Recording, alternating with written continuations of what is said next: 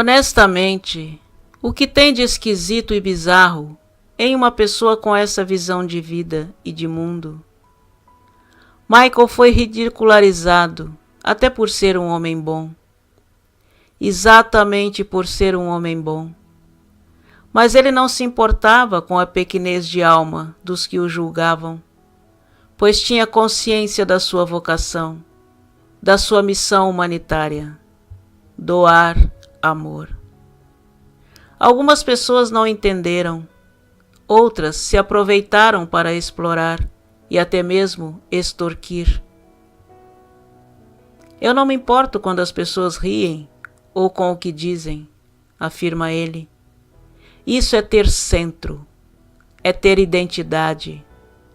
O ser é o que é em absoluta honestidade com seu estado de alma, a despeito do que o rodeia.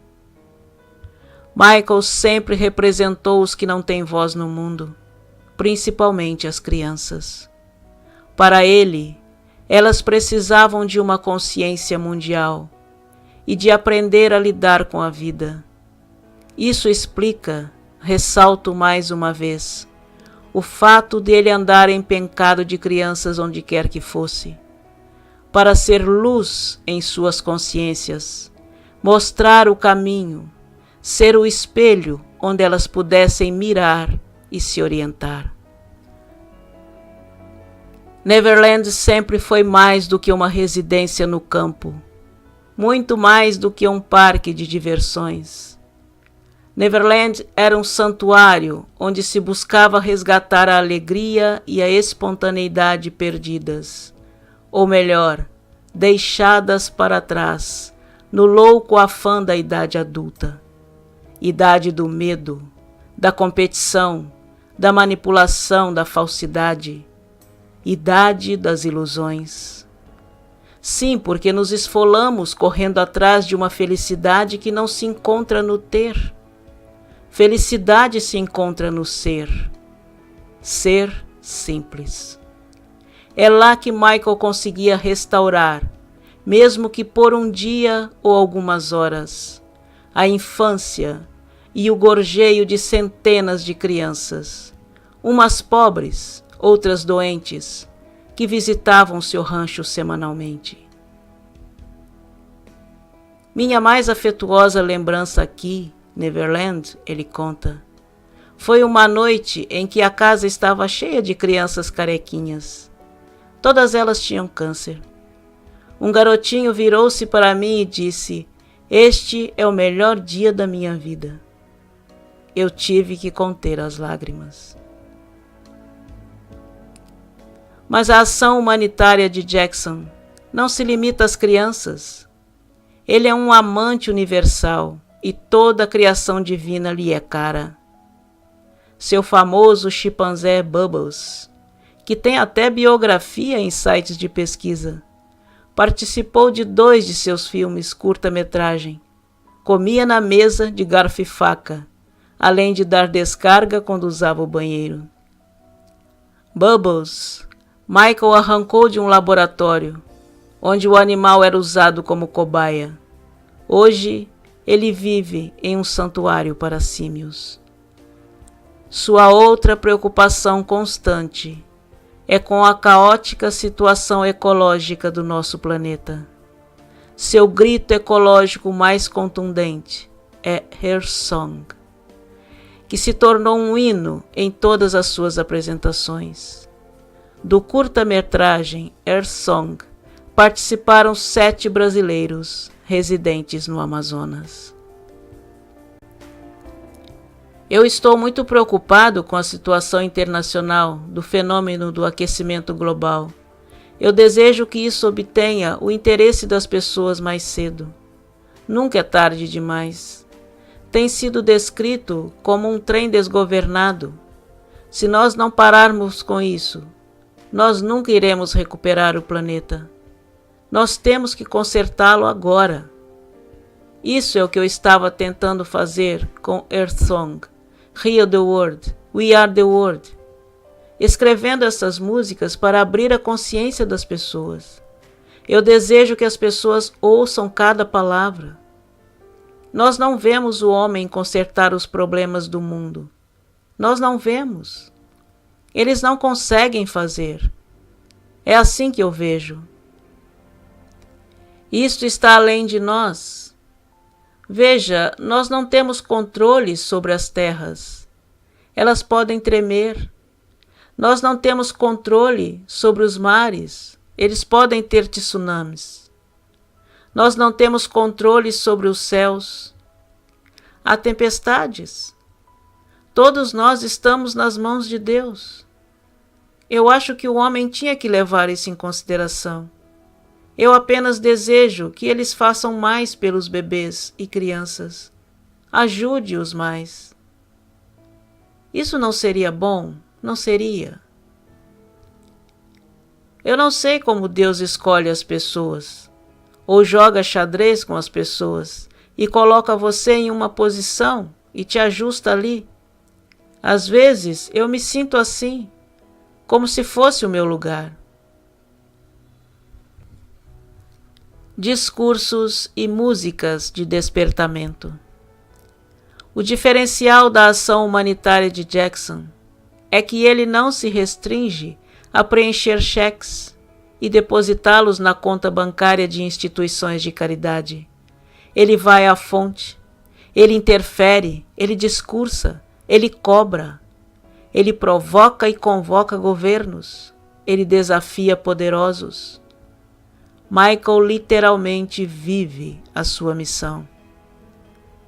Em 6 de março de 2001, ele proferiu um emocionado discurso na Universidade de Oxford, no Reino Unido, no lançamento da Fundação Rio The Kids, da qual Nelson Mandela era um dos conselheiros.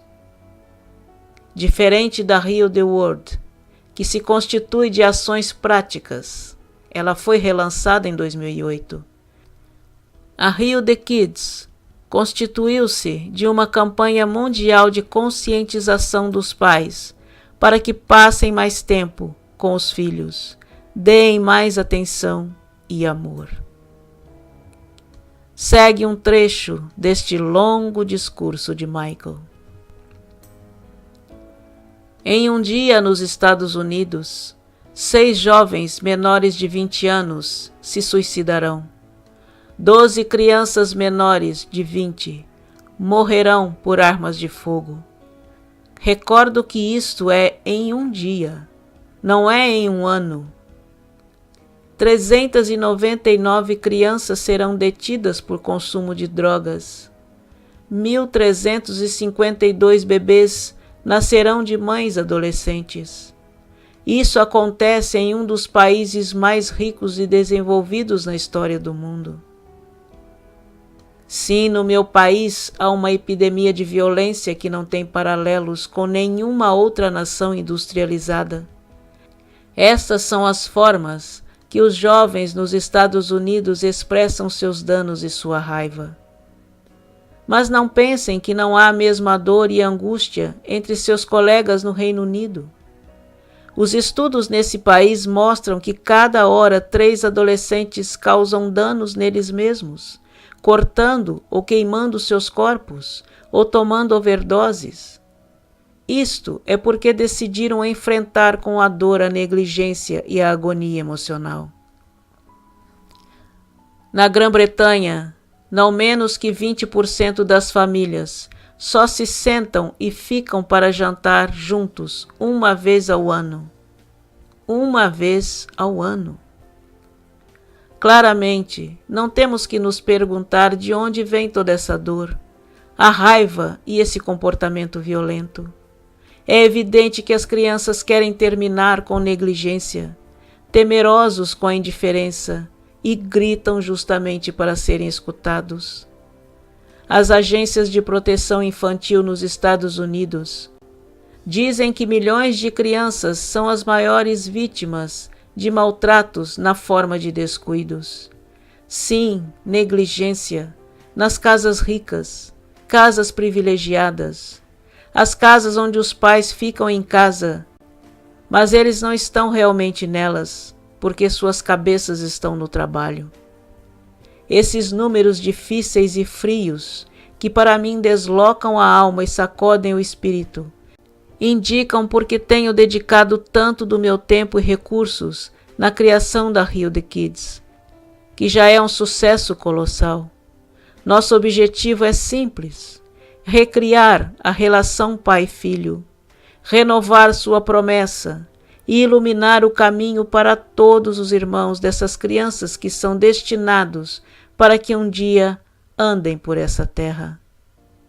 Mas, já que esta é minha primeira conferência pública e vocês calorosamente me deram as boas-vindas em seus corações, sinto que quero dizer mais. Cada um tem sua própria história. Dizem que a educação é como a dança. Você toma um passo, seu filho toma outro. Tenho descoberto que a dedicação dos pais aos seus filhos é somente a metade da história. A outra metade é preparar os filhos para que aceitem seus pais. Quando eu era muito jovem, lembro que a gente tinha uma cadela. Ela era uma mistura de lobo e perdigueiro. Não era uma cadela de guarda. Ela se assustava e ficava nervosa com um carro buzinando ou uma chuva mais forte em Indiana. Minha irmã Janet e eu cuidamos daquela cadela com tanto amor, mas nunca realmente reconquistamos o sentido de confiança que foi roubado por seu dono anterior. Sabíamos que ela esteve para ser sacrificada. Não sabíamos o porquê. Muitas crianças hoje são os cachorros feridos que necessitam de amor. Existem casos piores de crianças que vivem a animosidade e ressentimento de seus pais. Essa noite, não quero que carreguemos esse erro. É por isso que apelo a todas as crianças do mundo, começando com as que estão presentes aqui nesta noite, a perdoar nossos pais, se nós fomos descuidados. Perdoá-los é ensinar como amá-los outra vez. Vocês provavelmente não se surpreenderão se lhes disser que não tive uma infância idílica. A tensão que existe na minha relação com meu próprio pai está bem documentada. Meu pai é um homem teimoso, e ele empurrou a mim e meus irmãos com força, muito cedo, e nos obrigou a sermos os melhores no que fôssemos ser. Ele tinha uma grande dificuldade em demonstrar seu afeto. Nunca realmente me disse que me amava. Se fizesse um grande espetáculo, me dizia que foi um espetáculo bom. Se fizesse um espetáculo bom, ele simplesmente não dizia nada. Ele esteve absorvido, acima de tudo, fazendo com que fôssemos um sucesso comercial. E nisso ele era mais do que um especialista. Meu pai era um gênio gerenciando meus irmãos e eu. Devemos o sucesso profissional e, em grande parte, ao caminho que ele nos empurrou. Treinou-me como um empresário e, sob sua direção, eu não podia descuidar um passo. Mas o que eu realmente queria era um pai. Queria um pai que me demonstrasse amor, e meu pai nunca o fez. Nunca disse que me amava, olhando-me diretamente nos olhos. Nunca brincou comigo. Nunca me jogou uma almofada ou um balão de água. Mas me lembro uma vez, quando eu tinha aproximadamente 4 anos, havia um pequeno carnaval, e ele me pegou e me colocou sobre um pônei. Esse pequeno gesto, provavelmente algo que ele esqueceu 5 minutos depois, mas devido àquele momento, tenho esse lugar especial em meu coração para ele. Mas agora eu sou um pai, e pensava em como queria que meus próprios filhos, Prince e Paris, pensassem em mim quando eles crescerem. Por certo, gostaria que eles recordassem como os quero comigo em qualquer lugar aonde vou, ou como sempre tento colocá-los antes de todo o resto. Mas há também desafios nas suas vidas. Como meus filhos serão perseguidos pelos paparazzi, Eles nem sempre poderão ir a um parque ou ver um filme comigo. Que tal se eles, ao ficarem maiores, se sentirão ao ver como minhas ações chocam com sua juventude? Por que não nos deram oportunidades como todas as outras crianças? Eles poderiam se perguntar. E nesse momento, rezo para que meus filhos me deem o benefício da dúvida. Que eles me digam: nosso pai fez o melhor que pôde, considerando as circunstâncias únicas que ele enfrentou. Ele não poderia ser perfeito, mas era um homem calmo e decente, que tentou nos dar todo o amor do mundo. Espero que eles sempre foquem as coisas positivas sobre os sacrifícios que fiz para eles e não critiquem as coisas que tiveram que deixar ou os erros que cometi e seguramente seguirei cometendo na criança deles. Já que todos fomos filhos de alguém, sabemos que apesar dos projetos e esforços, os erros sempre ocorrerão. Isso somente é ser humano. E quando penso nisso, de como espero que meus filhos não me julguem com pouca amabilidade e perdoem meus defeitos, me obriga a pensar em meu próprio pai. E apesar de minhas negações mais recentes, me obrigo a admitir que ele me ame. Ele me ama e eu sei. Havia poucas coisas que o demonstrasse. As emoções humanas o assustaram. Ele não as entendeu ou não sabe como ocupar-se delas. Mas esta noite, ao invés de focar o que meu pai não fez, quero focar todas as coisas que fez e sobre seus próprios desafios pessoais. Quero deixar de julgá-lo. Tenho começado a refletir sobre o fato que meu pai cresceu no Sul, em uma família muito pobre. Chegou à idade adulta durante a depressão e seu próprio pai, que lutou para alimentar seus filhos, mostrou pouco afeto à sua família e criou meu pai e seus irmãos com punho de ferro. Quem poderia sequer imaginar o que era crescer junto a um homem pobre e negro no Sul, privado de dignidade, desesperado, lutando para se tornar um homem? Eu fui o primeiro artista negro a ser levado em consideração pela MTV e recordo como foi grande esse feito. E isso eram os anos 80. Meu pai se mudou para a Indiana e tinha sua própria grande família, trabalhando durante muitas horas na siderurgia, um trabalho que matava seus pulmões e humilhava seu espírito, tudo para apoiar sua família. Isso foi o que ele encontrou para ser difícil ao expor seus sentimentos? É algum mistério que endureceu seu coração, que levantou um muro para a emoção? E, sobretudo, é porque ele empurrou seus filhos com tanta força para ter sucesso como cantores, para que pudessem se livrar de uma vida de indignidade e pobreza? Tenho começado a ver que até a dureza de meu pai era uma espécie de amor. Um amor imperfeito, sem dúvida alguma, mas amor. Empurrou-me porque me amou. E agora, com o tempo, mas bem antes que a amargura, sinto a bênção. Ao invés de raiva, tenho encontrado a absolvição. E no lugar da vingança, tenho encontrado a reconciliação. E minha fúria inicial cedi para o perdão. Há quase uma década, criei uma fundação chamada Heal the World. O título era algo que senti dentro de mim. Pouco sabia, como Shmuley mais tarde me advertiu, que aquelas duas palavras formam a pedra angular da profecia do Antigo Testamento. Realmente acredito que podemos curar este mundo, que é assolado com guerras e genocídios. E realmente penso que podemos curar nossas crianças, as mesmas crianças que podem entrar nas suas escolas com armas, com ódio e atirar em seus colegas de classe.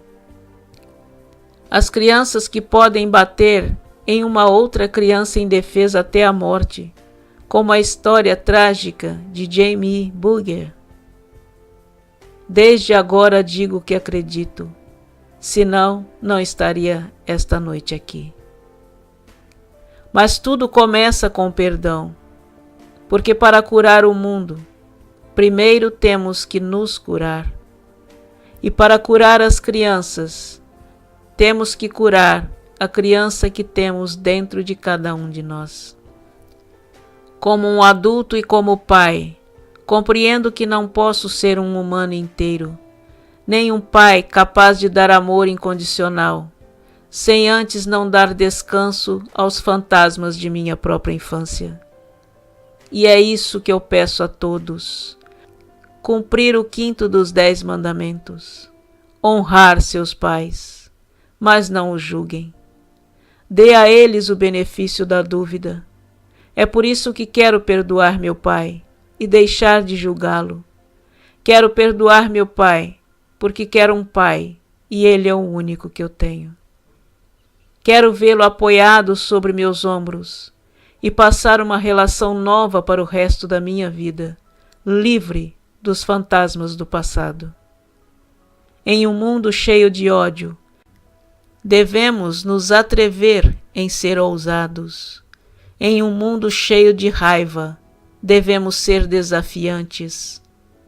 Em um mundo cheio de desespero, devemos sonhar.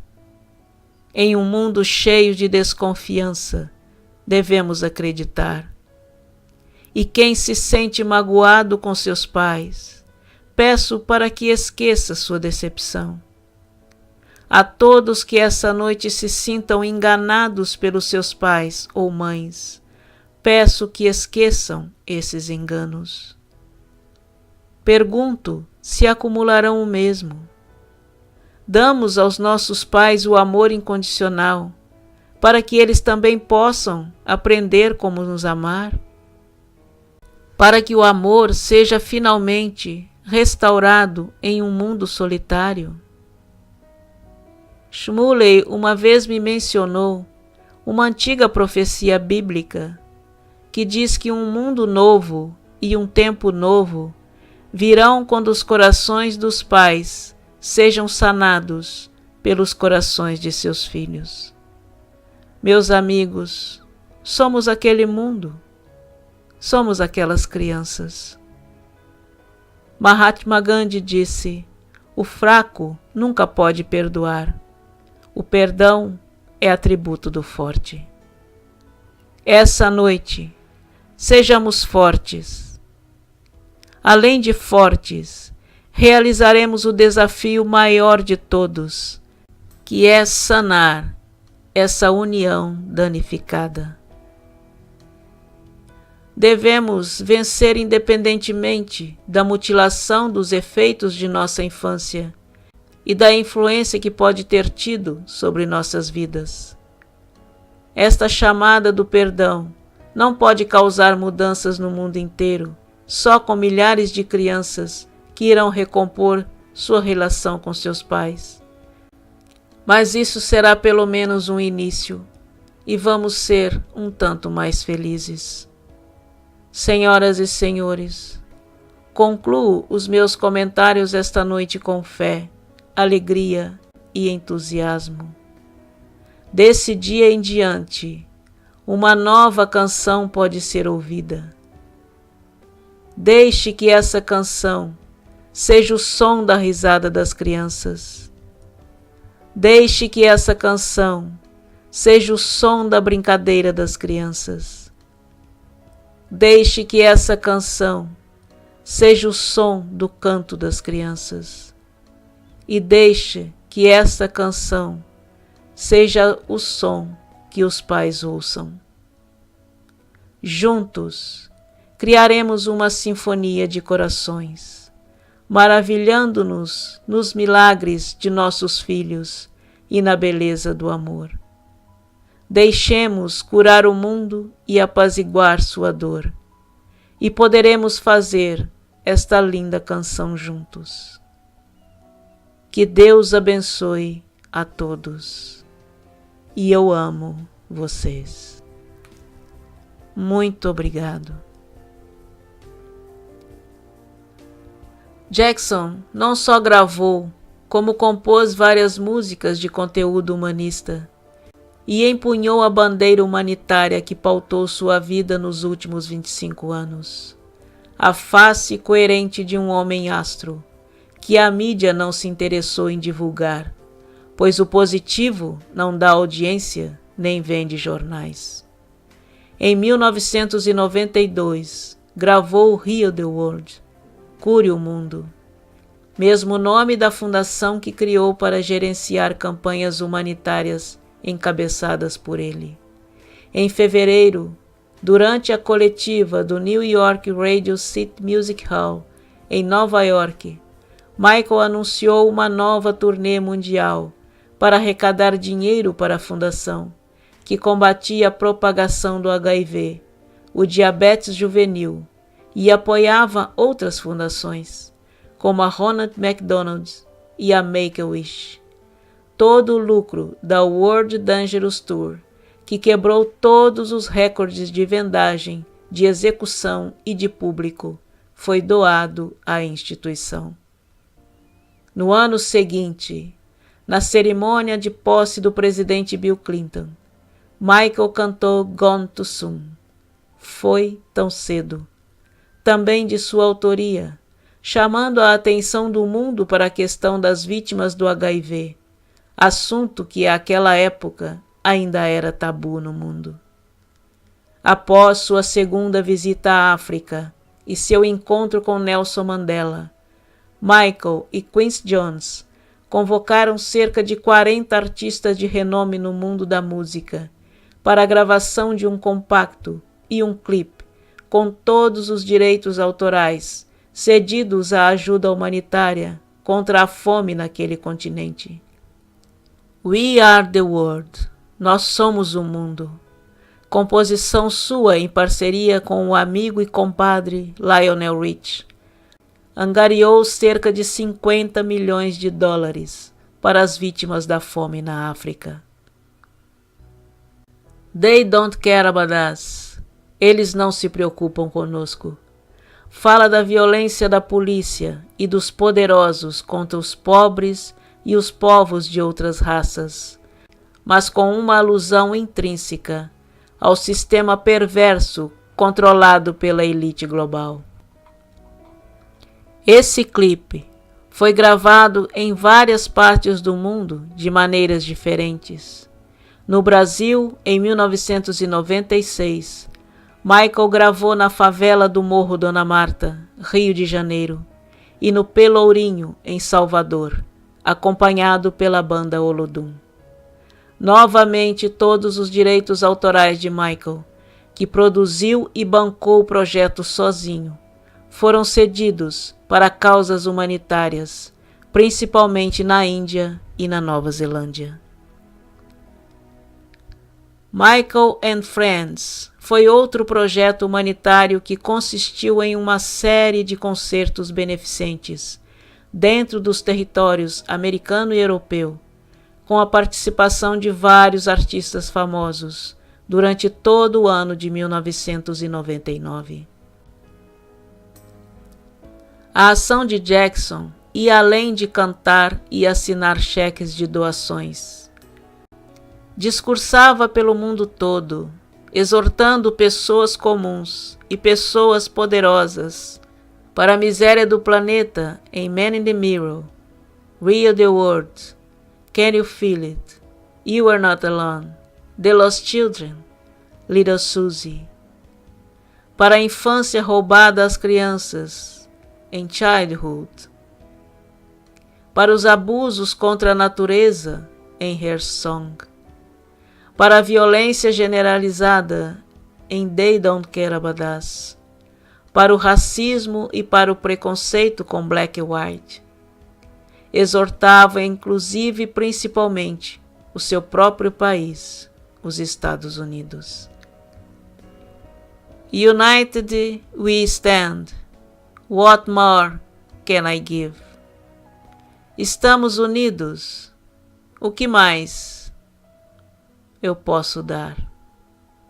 É uma canção composta por Jackson para ajudar as vítimas dos ataques de 11 de setembro nos Estados Unidos em 2001. Foram arrecadados cerca de 2 milhões de dólares através da venda de mais de 46 mil ingressos para 3 concertos beneficentes. Ao final da série de concertos, Michael disse às famílias das vítimas: "Vocês não estão sozinhas. Vocês estão em nossos corações, em nossos pensamentos e em nossas orações." Essa composição rendeu a Jackson o prêmio Bambi em 2002, na Alemanha, quando pediu pela paz no mundo. O mesmo se deu por ocasião do tsunami ocorrido na Ásia, em dezembro de 2004. Nessa época, Michael estava doente, enfrentando um duro e injusto processo judicial, mas não se furtou em passar dias trancado em um estúdio, gravando uma música junto com seus irmãos, para arrecadar fundos às vítimas daquele horrível desastre ecológico. Em agosto de 2005, foi a vez do socorro às vítimas do furacão Katrina, na Califórnia. Como último legado de coerência com seu nível de ser e com a missão que desenvolveu na Terra, Michael deixou, em testamento, 20% do seu patrimônio para instituições de caridade que cuidem de crianças.